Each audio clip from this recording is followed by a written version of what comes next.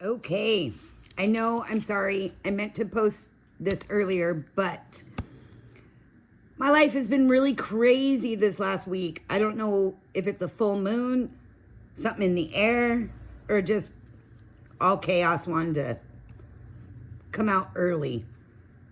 From the mice in the garage to the plumbing issues, and then another plumbing issue. Oh gosh, I'll tell you here in a minute. But we left off, we finished the shirt, and we are going to come back and do some final details in the end. So I contemplated between doing the bows and starting with the strawberry. I think I'm going to start with the strawberry, and then, actually no, I think I'm going to do this left hand bow first, and then go to the strawberry and do the right hand bow, because I don't want to sweep over it, if that makes any sense, because I want to work on this cake and I don't want to drag my hand over that bow over here. So let's do this one on the left hand side of the picture, and let me rotate, and I will zoom in for you so you can see what we are doing a little bit better. I know it gives off a little bit of a weird glare when I zoom in, but I want you to be able to see exactly what I'm doing here. Hopefully I'm in a good view for you. So we are going to start with our 289. And with 289, we're gonna put a base coat, so to say.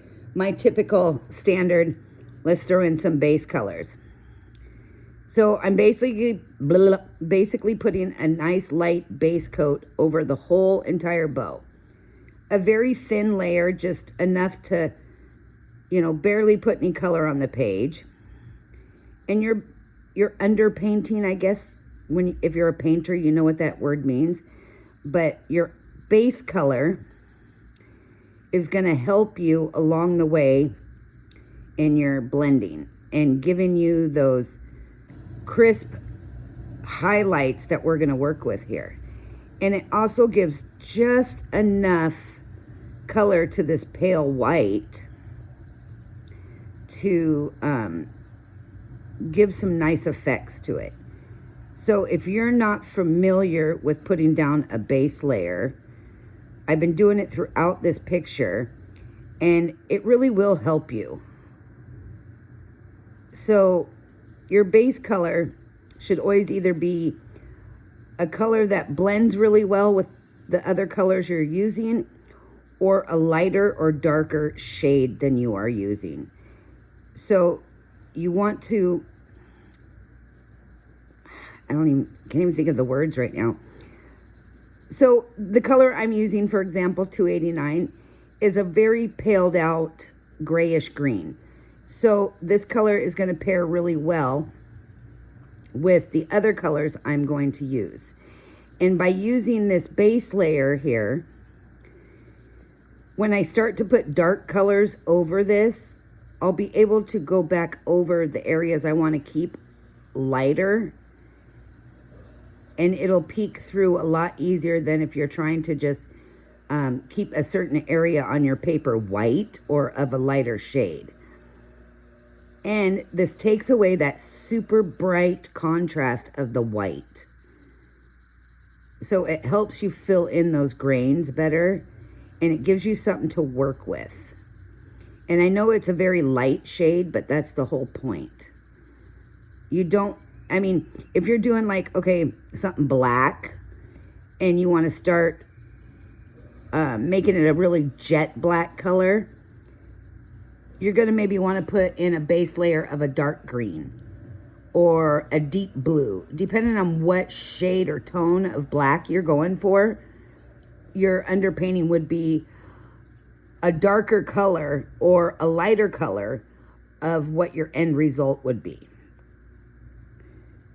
And mixing blues and darker charcoal grays will really give you a deeper black. Even green, deep green, will also give you a very dark black.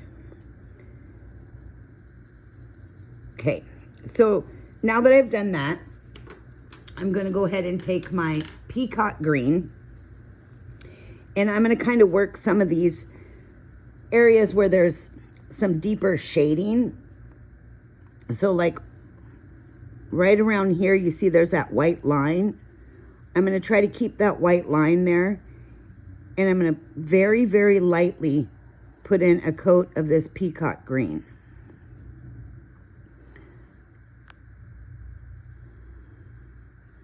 I'm not doing thick layers or heavy pressure. I'm doing a light pressure here. Trying to stay within the lines of what the artist has already put there for me. And I'm just kind of following her pattern. I'm not doing anything fancy. I am going to follow this arm though. A little bit deeper around the inner edge there.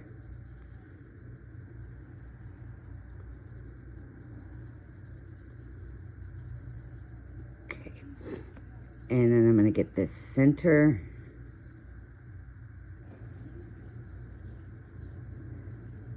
Sorry, I'm concentrating. I'm trying not to mess this up. So, anyway, okay, so the handyman puts the new faucet in that came off in my hand. You know, the one that was leaking, my kitchen faucet, okay? So I thought, okay, cool, problem solved. No more water leaking under the sink. Wrong. Try again. I reach under there and the whole thing is soaking wet again. I'm like, you gotta be kidding me. I'm thinking I'm so mad at this handyman, but it's nothing he did. He did what he was hired to do. And he told me that he thought the shutoff valves under my sink were old and outdated, and he thought one of them was leaking, and he showed me. He says, this might, the one to my dishwasher, it's the shutoff. And he says, this might be leaking. And we didn't turn the dishwasher on to test it. We just had all the water shut off. He says, I just wanted you to know that these are really old and they don't use these anymore. He says, I suggest you change them out before you end up with a huge problem. He's like, it's not something I do. He says, it's a little more detail work, you know, for just a handyman. And he suggested I contact a plumber, which, you know, when you call a plumber, you're a $600, $700 right off the bat, because they don't just do a simple job. They have to make it worth their while. Anyway, so I run my dishwasher and I put a little bucket under there just in case that valve is leaking. Oh, it filled up that valve. It overflowed the bucket. I'm like, oh my God, I have a hot mess. Now I'm madder than nails, right? I'm just furious. So I'm on the phone texting the plumber I've used in the past. Nice guy, honest guy for a plumber. He's a good guy. His rates are fair. He's always treated me fair. But again, he doesn't replace just one. He would have to do all three valves because his jobs are a minimum of $250. And I'm just sitting here thinking, okay, handyman, $130. Pest guy, $300. My mom's TV broke the other day. I had to get her a new TV. That was a couple $100. I'm looking at my account going, it just pretty much tells me to piss up a rope. And I'm like, you got to be joking. This is just too much. So I reach out to a couple friends of mine. And I'm thinking, you know, maybe these guys know somebody. They're in my motorcycle club. Now, when I say motorcycle club, this is not a bad girls club. This is a Sky Valley. It's a chapter of Abate. Abate does a lot of charity work. And we do car shows and bike shows. We're not a 1%er club. We're open to everybody, all bikes. Male, female, doesn't matter. We promote safety, things like that. Anyways, so I reach out to some of the guys that I know.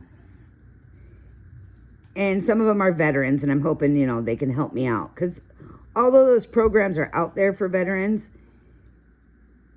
you don't just get those services because you call. It takes months and months and months for you to even get an answer when you file for help with a plumbing issue. I'm like, okay, well, months and months without running water in my kitchen is not ideal. So, that's not going to work.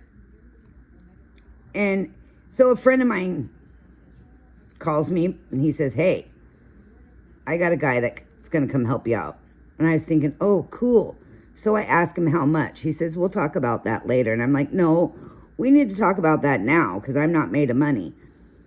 And, this is what my plumber wants. So, he's like, don't worry about that right now. And I was like, dude, fine, whatever. I'm thinking it's going to be less than my plumber. So I agreed. So the guy comes out, super nice guy, really knowledgeable. He takes one look under my sink and he looks at me and he says, who did this? And I said, did what? I said, I haven't touched anything since I bought the house. And that was a long time ago. That's all the original. Whoever the previous owner is the one that plumbed that under that sink. He goes, it's all wrong. I said, what do you mean it's all wrong? And he tells me, and I said, well, my dishwasher has never really worked right.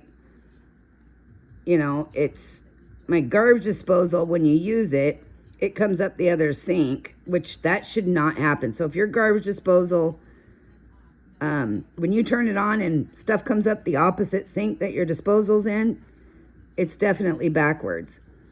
And so he tells me and he shows me what's going on. And I said, yep. I said, and I only use my dishwasher when I have a lot of dishes. Otherwise, I do wash them by hand because it's just too much of a hassle. And I don't put really anything in the disposal because of that issue. And he says, well, we're going to fix all of this. And I said, well, the base of the sink cabinet is all soggy. So I'm going to have to cut that wood out and replace that too. You always want to do that if that OSB gets soggy, by the way, because you can get mold. And it's really simple. You can just cut it out. I know it seems like you can't because you'll ruin your cabinet. But they actually design cabinets so that you can cut that piece out underneath your sink and replace it very easily. Because believe it or not, they do know that happens a lot. So he goes to the hardware store and picks up some parts, comes back. He's cutting away under there. He's pulling parts off. He's put all new valves in. So the hot water, the cold water, and the dishwasher, all brand new, shiny, metal, fancy valves. I paid him for the parts, which wasn't that much. It was like $80. He takes out the old plumbing on the left-hand side of the sink. He puts in all new PVC piping or whatever that plumbing piping is. He puts all new of that in. It totally looks different. He reconnects the garbage disposal. And you have that airflow vent on the right-hand side. It's like an overflow for your dishwasher or an air vent that allows water to flow properly through the lines. He connected that, which I didn't know it was never connected. So lo and behold, explains why my dishwasher never really worked right. And of course, you know who put that in? Lowe's. Just heads up. That's the installer side of Lowe's. They put it in wrong. So he has this all knocked out in a matter of minutes. I was really impressed. He didn't want a dime. He did it because I was a veteran. And, I didn't know whether to cry, hug him, thank him, or what. So I did give him some money for the time and coming out because I just can't see not paying somebody to do work for me. I'm just not that kind of person. Although it was a struggle to make him take it. It wasn't a whole lot, but it was something.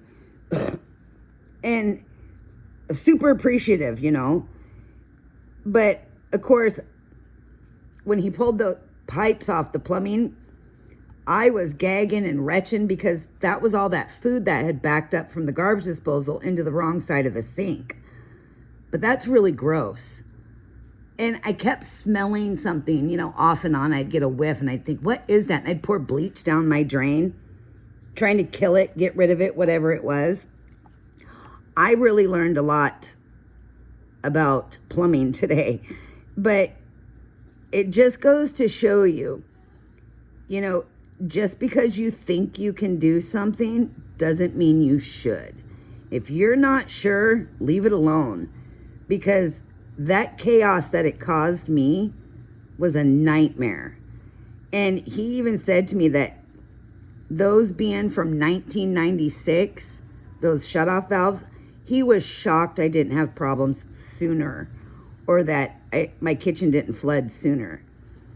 So it was a really good thing that my kitchen faucet busted and it came off in my hand, or I may have never known that that was dripping water underneath there. It could have rotted out for months and months and months. That would have been really bad. So it was caught in time, thank God for that. And, you know, maybe that was a blessing in disguise, so to say, that broke off in my hand. But either way, that whole underside of my sink got fixed today, except for that little piece of OSB, but I got the plywood for it. We're going to cut that out and get that fixed. And the dishwasher works. For the first time, it was making noises. I was like, oh my gosh, I've never heard my dishwasher do that through the, you know, the overflow valve. And he goes, that's what they're supposed to do. And I was kind of laughing because I've run into some weird stuff when I bought this house. And you know, it was all DIY homeowner type stuff. You ever seen that movie? I think I mentioned this before, The Money Pit with Tom Hanks. It's pretty funny. There are many days where I sat and bawled in my hands because of things that were just not right after I bought this house. And, you know, you expect that with a home that's over 20 years old. You know, you're going to have weird things come up. But sometimes I was like, man, I can't believe this is happening to me. Because when it rains, it pours. You know that, right?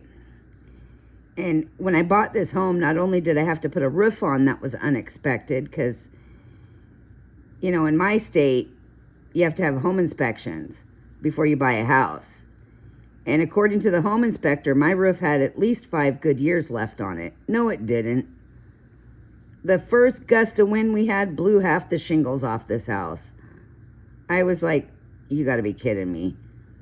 So a lot of blood, literal blood, sweat and tears went into this home from the roof down. And you're talking gutters, paint, in, out, new toilets, new light fixtures, new flooring, a new fireplace, new refrigerator, dishwasher, new everything. So, you know, you do it slowly. You don't just buy all this stuff all at once. You do it over the course of years. And it takes a toll on you. But then just when you think things are good and you're in a good position, finally, and you could save some money. Like, I've been trying to save money to remodel that whole kitchen because it's still got those ugly laminate counters and it's just old and outdated. And then this plumbing thing happens. And I'm like, if one more thing happens this week, I'm just going to curl up in the corner and cry. I seriously just don't want to be an adult anymore for the rest of the month. I'm done. I want off the adult wheel. I've decided I'm done adulting for the month. I'm reverting back to coloring pictures. So, although I wish I could just, you know, click my feet like Dorothy and go back to my childhood for a couple days. I think going back a couple days is good enough. I'd want to come back to being an adult. But, you know, sometimes people rush to grow up. Let me tell these younger ones, don't rush it. Trust me. You'll be thankful your mom yelled at you to clean your room and do your homework and scolded you and said, no, you can't do this and no, you can't do that. Just go with it. Have your little fit, have your little tantrums, but just enjoy those moments and remember those. Because trust me, when people say the joys of being a homeowner, that's sarcasm.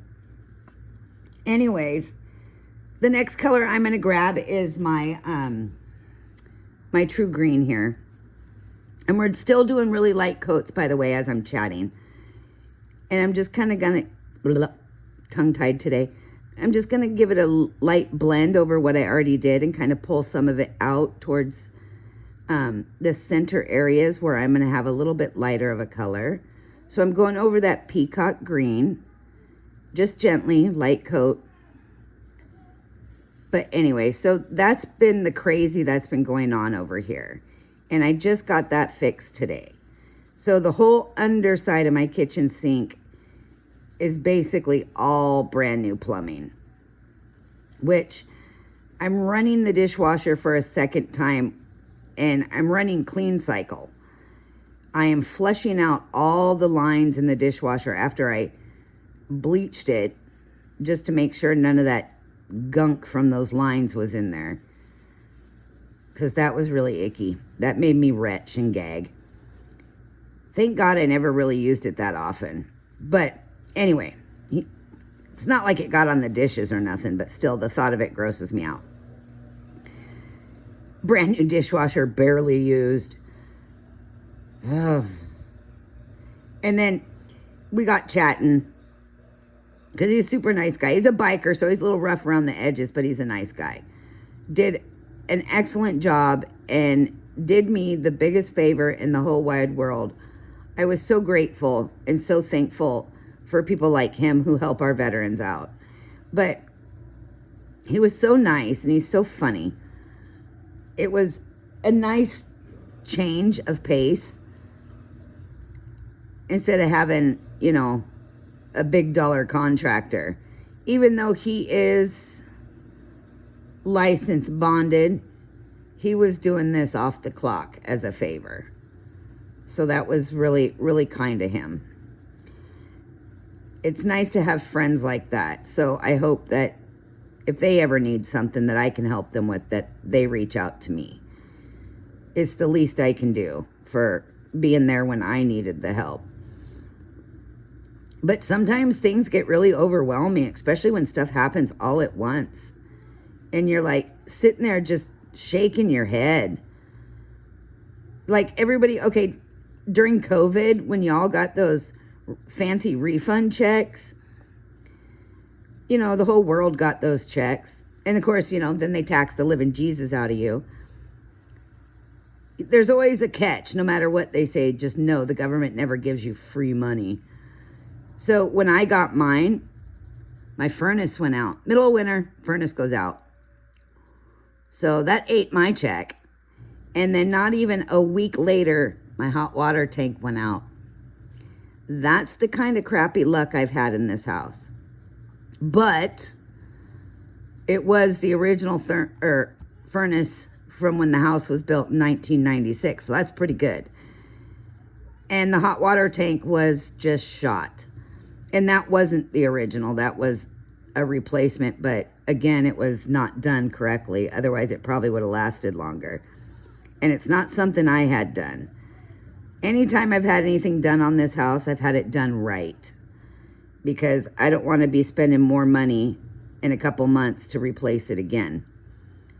So when you start doing home projects, most of us know who own a home. Don't do anything half-ass. You want to do it right. Because if you don't, the chances of that going south are pretty good. The younger ones out there, when you buy a home, I guarantee your parents who've been through it will tell you. If you're going to do something, do it right. Don't skimp or try to be cheap. And if you don't know, don't try to fix it yourself. You'll end up in a nightmare situation. So anyways, what I'm doing here is I'm just kind of laying in some color where I'm thinking I want some of this different green here. It's a light coat, and then I'm going to go back and start to put in some more colors as I'm blending. So I'm just getting a nice idea of what I want to do here with these base colors. But so I've had a crazy week, which means hopefully next week, I'm just not even going to say hopefully, I'm going to say next week will be better. Our weather's been really rotten still. It's in the, 49 at my house right now. Weird. My app says it's like 50, but my outside gauge says it's 49.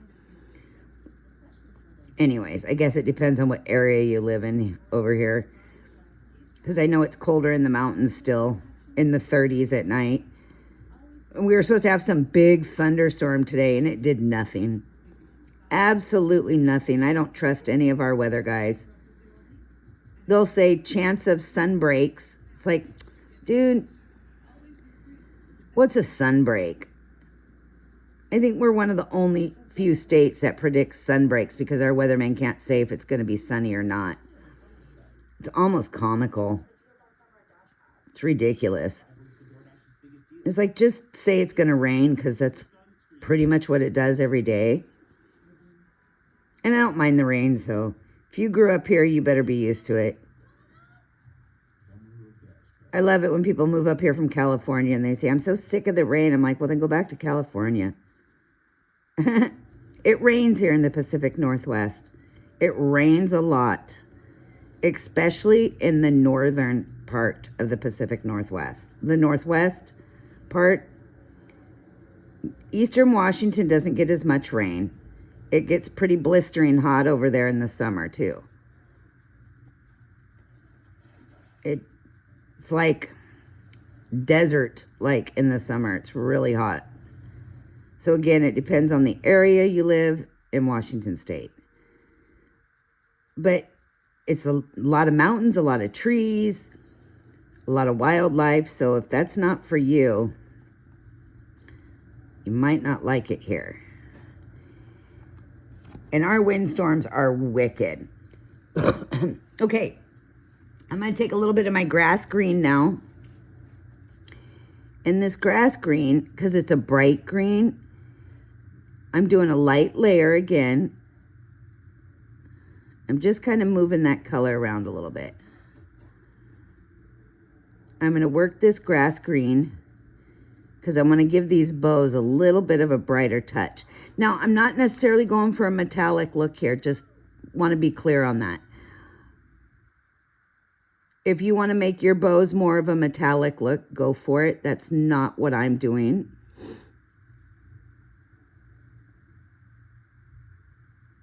And you're basically just going to repeat this on the other bow. So it's the same process on the same side as you're doing here. So I'm doing light layer and I'm going towards the center here, but you notice I'm leaving that white space in the center. That's intentional. I'm going to work this inner edge here.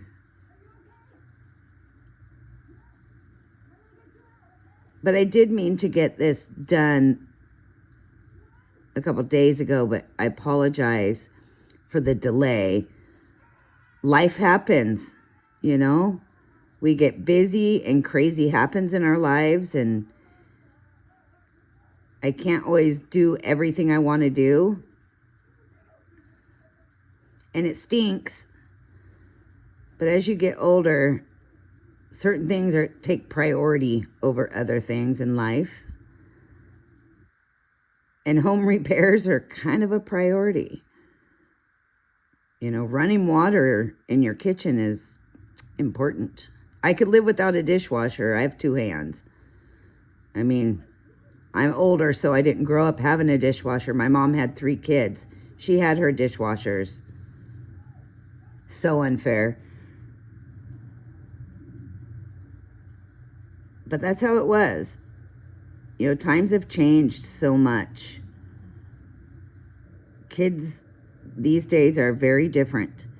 They grew up knowing only technology, internet, social media, and everything they do revolves around social media. And I hate that for them.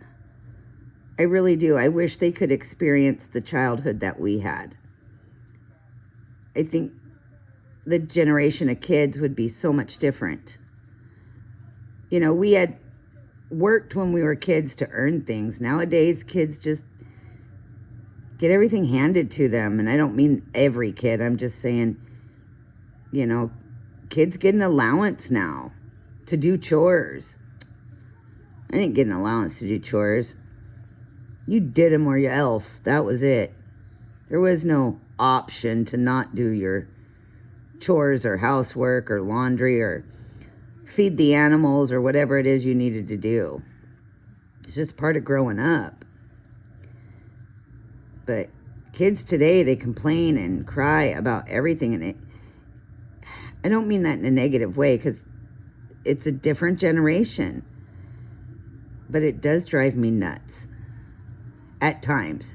Sometimes their complaints are legit, and I can understand that. That's why I try to say, don't try to grow up so fast. You know, my parents used to say that to me when I was younger, and I used to just laugh. Be like, just wait till I'm old enough. Now I keep hearing my dad say that. When you're older, you'll understand. And then every time something happens, I'd be like, okay, I understand now. Can you take that back? It's pretty funny. You never realize how much that stuff rings true until you get older and you realize, my parents were right. And you kind of laugh, and then you think, how frustrating. Because you don't want them to ever be right, you know. Even as an adult, you're like, no, I'm right, you're wrong. We fight them tooth and nail on everything. Sorry, I bumped the camera. I'm going to turn this so I can get in this angle here. But such is life. We all go through our nonsense. Me, it was just a rain of weird issues. The whole mouse thing, that mouse coming up to me in the garage like that was so weird. I still freaked out. Like, what was he thinking? That I was going to be his buddy? I don't think so. But the good news is I only had a couple. They were just random mice, so it's not like I had a problem, which was good. Because I do live on a wetland. So mice are going to get in my garage, whether I like it or not. They're going to sneak in. It's going to happen, and it's just part of living with wildlife. Oh, gosh. So that was another thing. Somebody posted again today about coyotes walking around. I'm like, I couldn't help it. I had to get on there and say, do you know where you live? There's coyotes in my backyard every day. They live in that wetland. I was like, just go outside and bang a pot and pan. They'll run off. I'm like, they're more scared of you than you are of them. It's a coyote, you know? And it was a young, dumb coyote. He's just a juvenile little coyote. You know, the lady was freaking out. I'm like, girl, you got to calm down. You make everybody around you nervous. But it, you know, if you have a Ring camera, you know, you got that Ring community and everybody puts things on there. Warnings, community, danger. I'm like, that's not a danger. You freaking live in the mountains. There's coyotes up here. There's bear. I'm like, wait till you see a bear. That ought to do them in, right? So I posted, you'll be all right. I'm sure they were just madder than nails at me for saying, you'll be okay. Just leave it alone. I'm like, don't go play with it. You'll be all right. I'm sure they were mad at me and didn't think that was funny, but I thought it was funny. I don't know. Next time I see a raccoon, I'm going to go on there and say, hey, neighborhood warning, there's a raccoon in the area. Careful. Might get you. Now, if I saw a bear that was right up here in the main area, I might say something to my neighbors, text my neighbors. I don't think I'd post it on Ring, though, because it's not like I have a lot of neighbors. But I would warn my actual couple neighbors that I have, because my one neighbor has a young kid, so I would do that. But we do get bear out here, so it's not unusual. So take your $2.89 now, and Make sure you go over your white areas first that are still white. Try to keep them that paler shade of green for right now. You don't have to do a heavy coat. You just kind of want to keep those lines there. So what I'm doing, I'm just slightly blending some of those greens I just laid in and pulling it into my white area on the bow here. So you see I got this little white bunch there, and this is a little bit darker. So I'm going to blend this with my pale green, which is 289, and I'm pulling it towards that lighter portion in the center here. I'm trying to keep that edge nice and white there. I go over it with my green, but I don't want it too dark right at the edge. So as you see, I'm just pulling my colors together, giving a nice light blend. I'm not doing heavy. I'm going to do the same with this. Basically, I'm using 289 as kind of my blender pencil on this bow.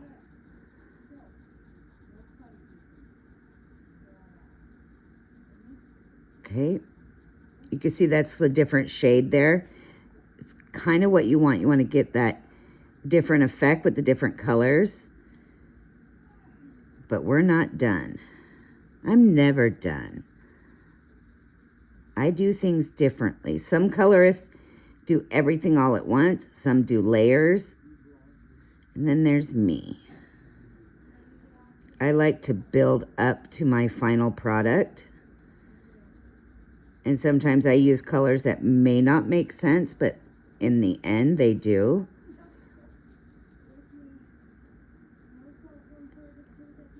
And your colors will always come together. And it's part of, like, I want to say color theory so bad, but I know so many people don't understand color theory. And it's really not that complicated. But when you start putting your colors together, it's like matching those perfect shades. You know, yellow and blue makes green. So that's color theory in a nutshell. That's as basic as it gets. So when you add the understanding of basic color theory to your pictures and color blending, it really does help.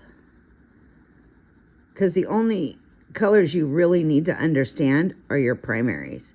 Because you can make every color almost from your primaries, then you make your secondaries, then you make your tertiaries, and so on. Without your primaries, you wouldn't be able to make your secondary colors. So your primaries are your primary for a reason. They're your main important colors. They are your number ones. So you can see what I'm doing here is I'm blending those edges and giving a nice smooth blend. So I'm kind of getting my colors to work together. But I still got those darker areas and those lighter areas. Now I'm going to get up in here right next to her arm a little bit. So I'm going to move that dark green around a little bit more. That peacock green, I guess. That bluish green. And then in this center bit, I'm just lightly putting some, kind of blending these areas and putting some light bits in there.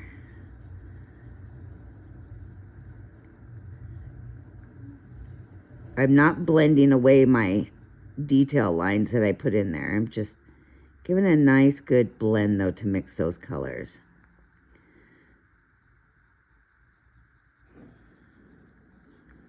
Trying to keep my lines nice and neat.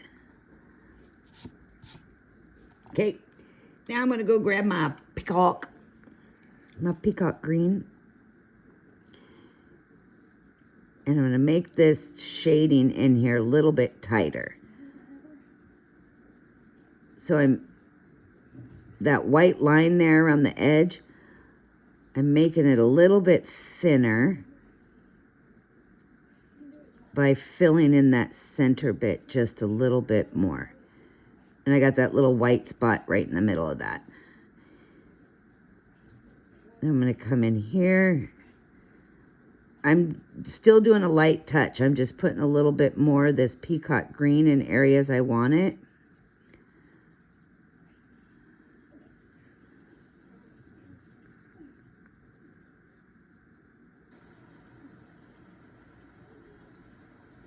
So you can see how that's working like that.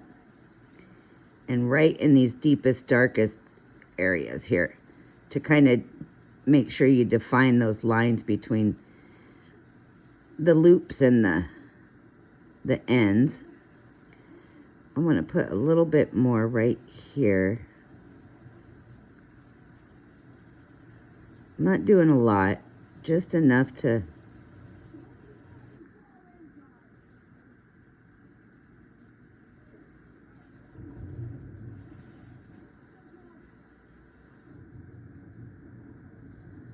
bring some color out there. Okay. I'm going to roll this. Oops. I love to bump that camera, don't I? If it's not me, it's Crazy Gretel. Okay, now I'm going to go up here to that center piece.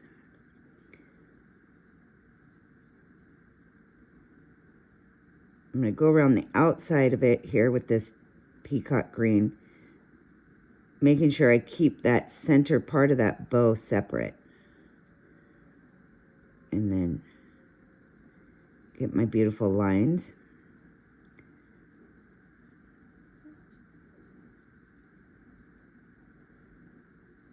Okay. Around her arm here. Around that shirt. Okay. Now I'm going to get in here where the long part of the bow. Going around the outside edge just a little bit.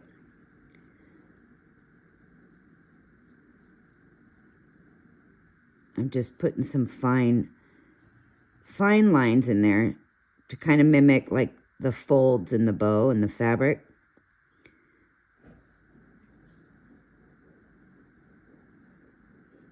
Nothing crazy though, just a little bit.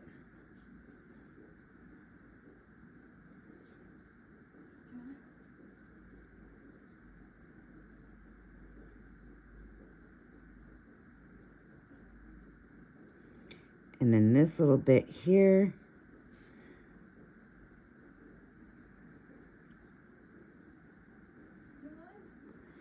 And that center fold here where it's, because it's got that upward fold that kind of gives this little bit some shading, some deeper, I'm just going over that.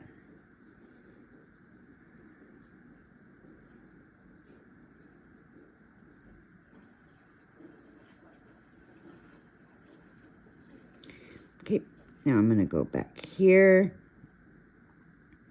Again, with that nice white line is still here around the edge. It's not really white. It should be like the color of 289. I gotta roll ya. I gotta roll me. Roll me. I'm gonna get around this tip.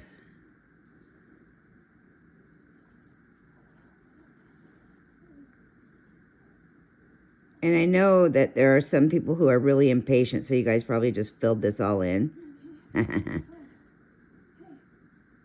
That's on you. Your results are on you. Patience, grasshopper, patience. Building layers is always good, especially with your soft pencils. They're designed to work in layers and blend. Not all colored pencils are designed that way, though. There are certain artist grade ones that are really designed to be more blendable and workable. than others. So, I don't know if you heard, I posted on it. There's some news coming down the colored pencil pipeline. So I might as well tell you, since I already posted about it. The pigment alizarin red will be no longer. So you may see some changes to the colored pencils that contain alizarin red, like the luminance and the polychromos. But just because the pigment that's been used forever is going away, that doesn't mean it doesn't exist. It does exist. It just means that the manufacturer is no longer manufacturing it. The synthetic version of that color will become available and will be the primary for creating alizarin red. Now, that doesn't mean it's going to be an exact match. So keep that in mind for those of you who tend to use that color a lot, or colors that contain the alizarin. There's no date or time on that yet. It's just been released, and Blick was the first one to put that out to the public. If you missed that, I just thought I'd throw it out there. So those of you who don't know may want to know, and now you do. I thought I would share that with you, that little tidbit. I do sometimes get some inside dirt on colored pencils, and I knew that there were some changes in the air a long time ago, but nothing I could tell you for sure or that was solid. You know, because you don't want to put out information that comes back and backfires on you. I mean, the whole chroma flow thing with Derwent, that was just, there was just so much confusion on that. And a lot of that came from Derwent themselves, no offense, but they cranked a lot of people out.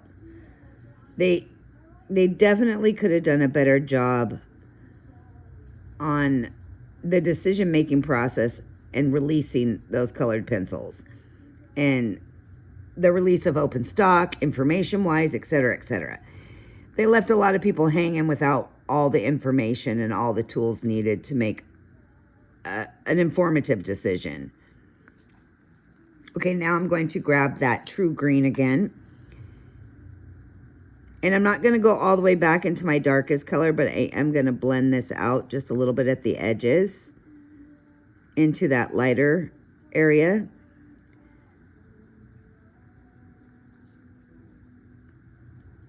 I just want to give it a good blend. Kind of move that color so I don't have any sharp lines. I want to get those smooth lines going.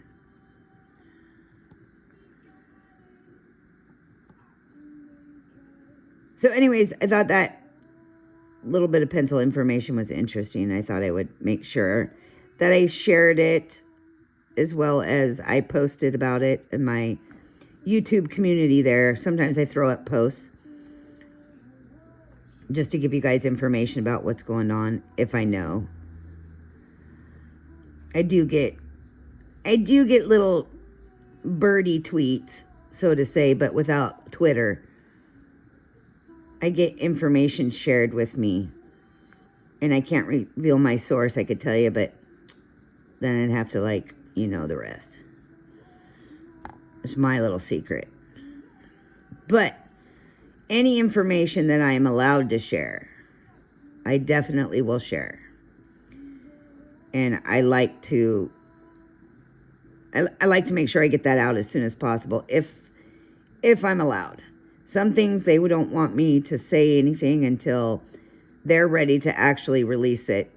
So I have to keep my trapper shut. And sometimes it's really hard because there's things I know that I want to say and I can't. It drives me crazy. I get cranky. But I always promise to never divulge things.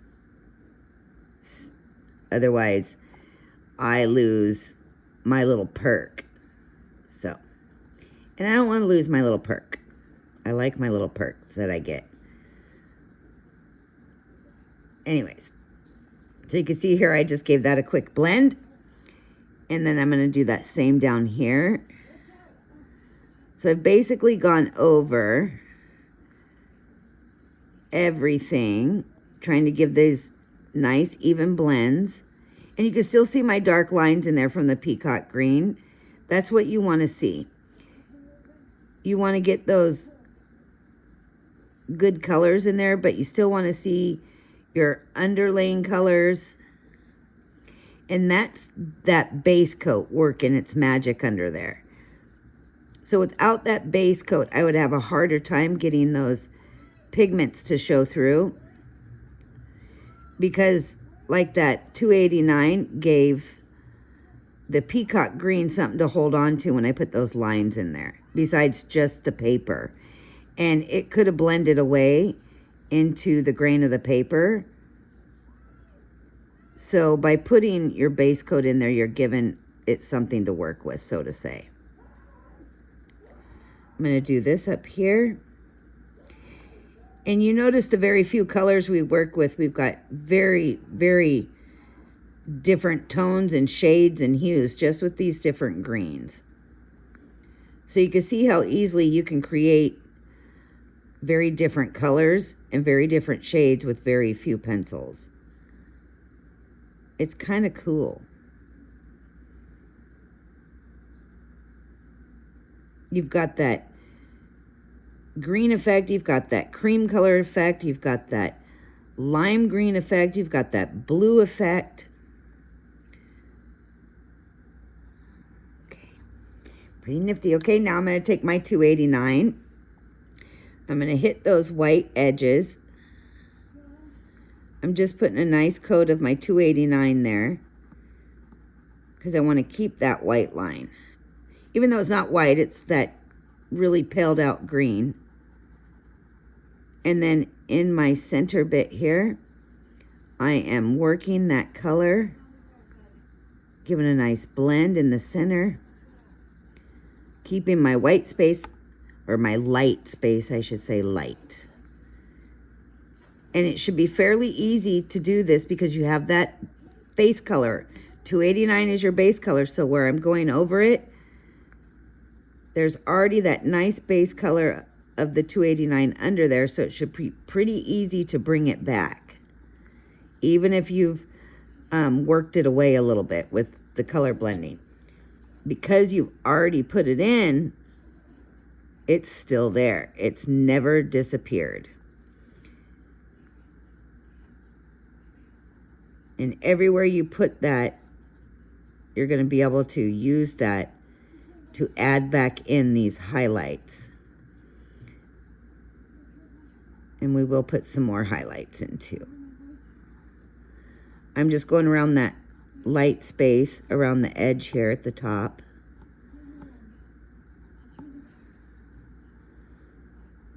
Okay. There you go. Pretty neat, huh? So I'm going to take my grass green now. And I'm just going to put a little bit of grass green in certain areas where I want it brighter. Right down here.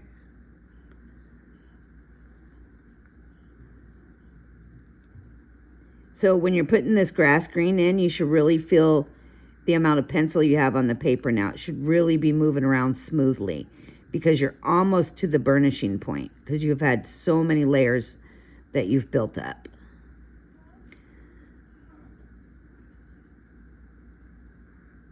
And that's what you should feel. That's what you want to feel anyway.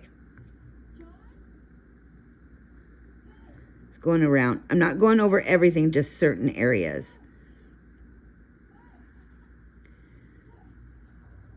It's kind of building up a little bit of color here.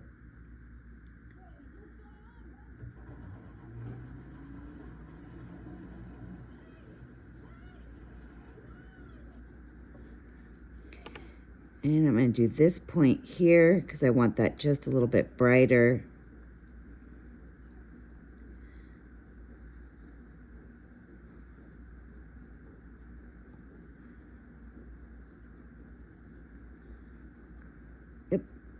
So I still got my nice deep shading. I've got my brighter shading. I've got my light tones. I've got a good blend. I can see my highlights, my lines. Like right here. These two little lines I put in there. Okay. A little bit more down here, I think. Now I'm going to take my peacock green one final time here, and I'm just going to detail out some of the deeper areas where I really want to define those details. So where the lines for the bow kind of break up the design of the bow, I'm just really pointing those out. That's all I'm doing. Add a little bit of deep shading into the really deep spots. And I'm using that peacock green to do it. I'm not using a different color. I'm sticking with the colors I picked. And I'm going to do this point right here.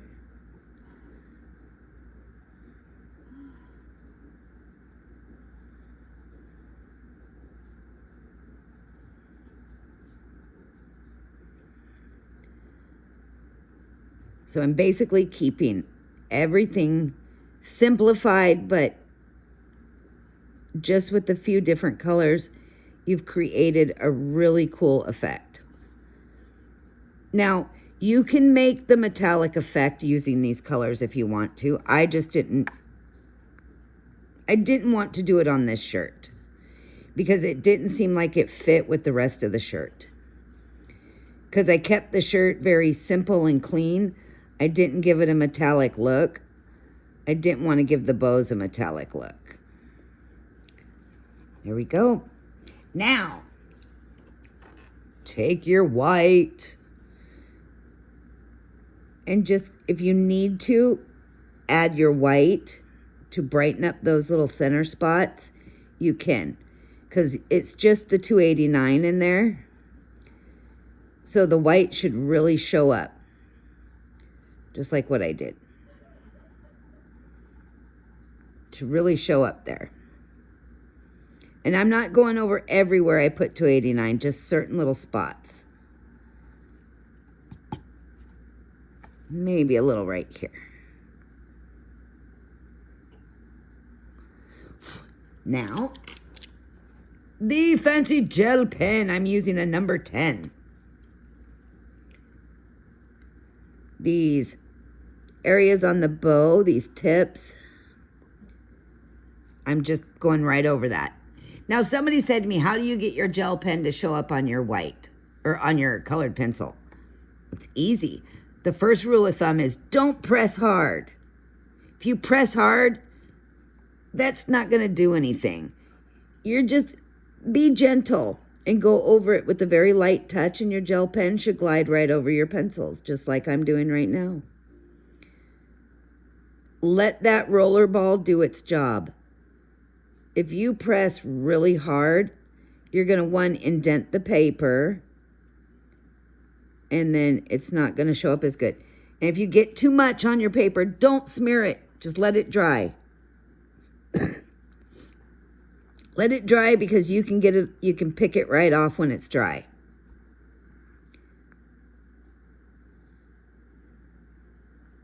I'm just putting little bits in here. Not doing anything, nothing crazy. I'm going to go around my edge. And when you do the tablecloth, these white spots will really pop against the tablecloth backdrop. So you may not notice them too much now, but you will when that tablecloth is in there. And I still haven't decided what color. I'm still thinking. I think I have an idea, but I'm not solid on it yet. I got a little goo ball on the end of my pencil. A little colored pencil goo. See how that shows right up? Because I'm just being really gentle. I'm not putting hard pressure with my pen. That is the trick. And not all gel pens will show up on all types of colored pencil. Okay, See how I did that? Nothing. I didn't do anything fancy. Oops, or crazy there. Let me see if I can get it without the glare. See? I was really gentle with my pencil and my gel pen. Okay, now I'm going to set these crazy colors down for a minute. Try to keep everything separate because I'm going to use those colors on this bow as well. So I'm taking my 109. I'm going to do a little bit on this strawberry leaf here with the 109. Is that 109? Yeah, it's 109. It's my little stubby 109. So I'm just putting in some deep lines here for the leaf. Again, those fancy base colors that I like to do. Do your leaves how you like. I'm kind of doing them the same as I did above. No trickery.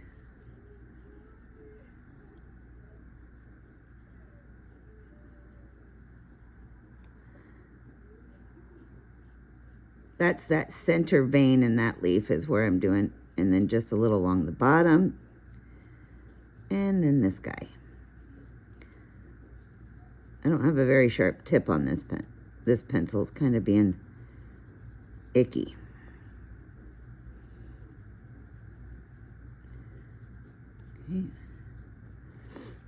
Okay. I'm going to take my 912.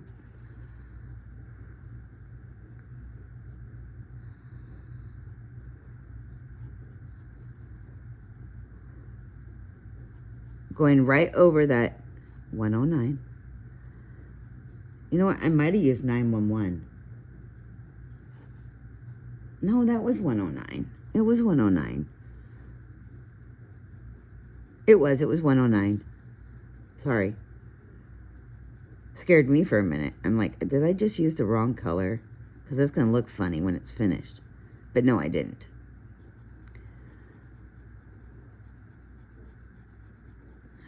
Okay.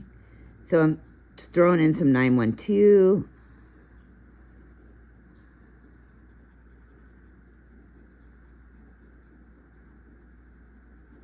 Leaves can be fun.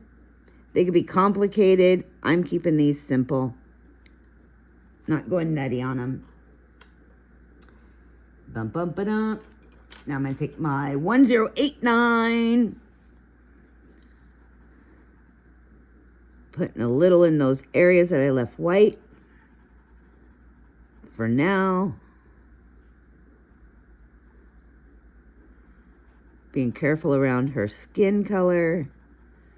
Trying not to get my green into her peachy flesh.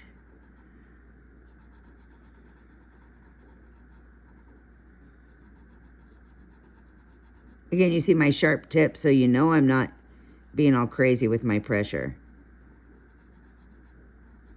Just being careful.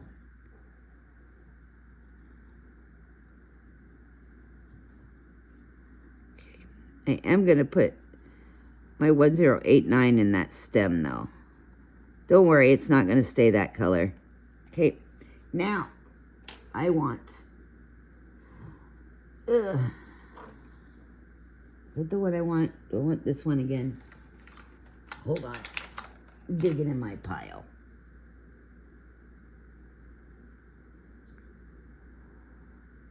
Yeah. I gotta see something here. What's this one?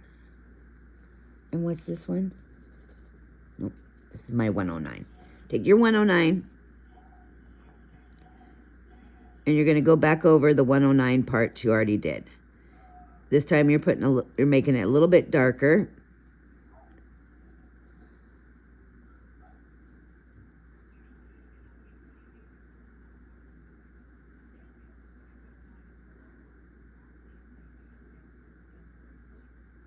Ah.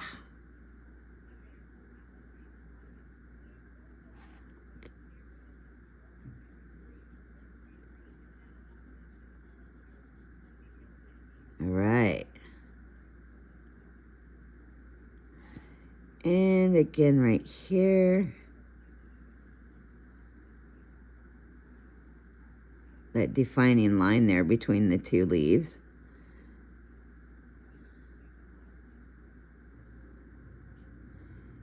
And right in there. That upper one. Okay. Dun, dun, dun, dun. I gotta turn this a little bit. I'm gonna take my limey green. And I'm blending my lime green in with those colors I have down.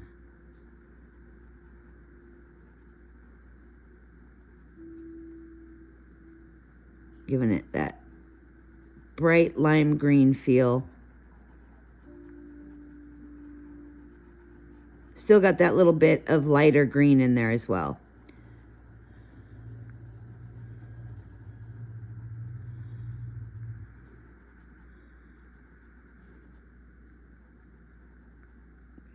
And down at the bottom here. And that little center one.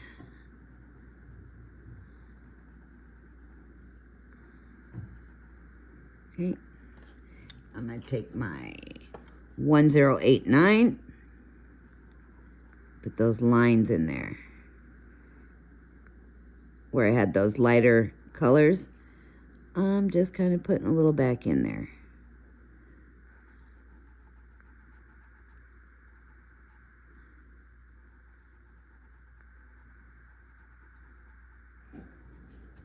Still green. And then, pretty sure I use this, my chartreuse, right over the top to give it that wow green. Yep. And you can see all your little bits that you laid in under that, your lines, your marks, your dark greens, that's all still there. That is the joys of using layered pencils and base coats and undercoats. You can still clearly see all the colors I put underneath because of the way I layered and blended. Little trickery. Okay. You can come back in if you want, like with your 1099. It's a good one to blend with and put some shading in there, like your dark brown over for your stem. It will not stay this dark brown, but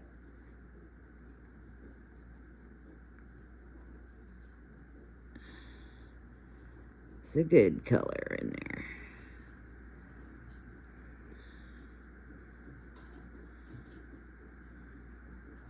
Okay. And my 1089 to fade that dark brown out a little bit. See how that worked? Because I had that 1089 in there already. You can still see that dark contrast of the brown, but now it's more defined. Ooh, I did it again. Dropped my pencil there. Was I out of view that whole time? Am I just terrible today or what? My camera's moving. I'm moving. Good Lord. Sorry about that. Gonna kind of, a little contrast in there. Okay. I'm gonna have to come back and do some details in the end to really highlight those outer leaves there. I'm gonna have to probably get my dark green out or my my 1099, maybe the gray. We'll see. Anyways, okay. So we have our greens there. Let me keep a couple of these off to the side because I need to move my piles of colors. You get too many colors going on, I get confused. And then I don't know what I'm doing. It gets to be too much for me. So I'm just kind of taking away a handful. Oop. But what we can start with here is, boop boopy doo. I think,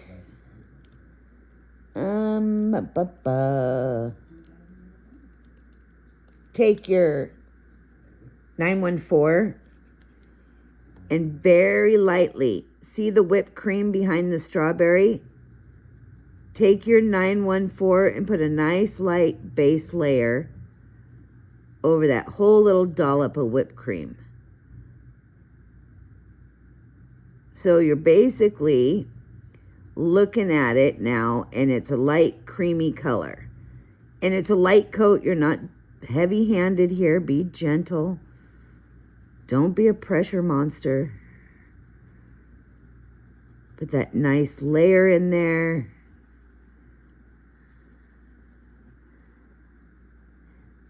So, I was watching this YouTube channel today. I don't know who it was. If I did, I probably wouldn't tell you anyway.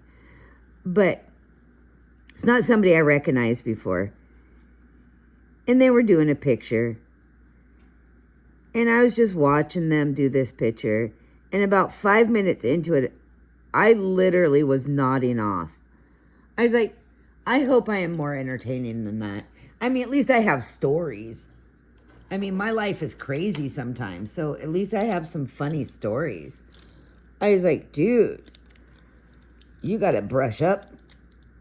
You're killing me. Killing me, man. I felt bad, but I was like, dang, I can't with that guy. I don't even remember the name of it, to be honest with you. If I'm thinking about it, I can't come up with the name.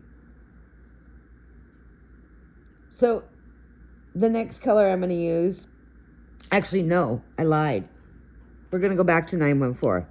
Haha, just for fun, psych. Okay, I'm going to turn this sideways. You see my cake? Okay, take your 914, and I want you to put a light coat of 914 in all these little filling bits. Don't do the wrong bit. So you should fill in 1, 2, 3 bits. 3 fillings, 3 center filling. Just do a light coat. I don't care how you get on the paper. Straight lines, scribbling, circles. Because it shouldn't matter. Because you're just getting the color on the paper. So it should be a little cream colored instead of paper color. Try to get a nice even coat though.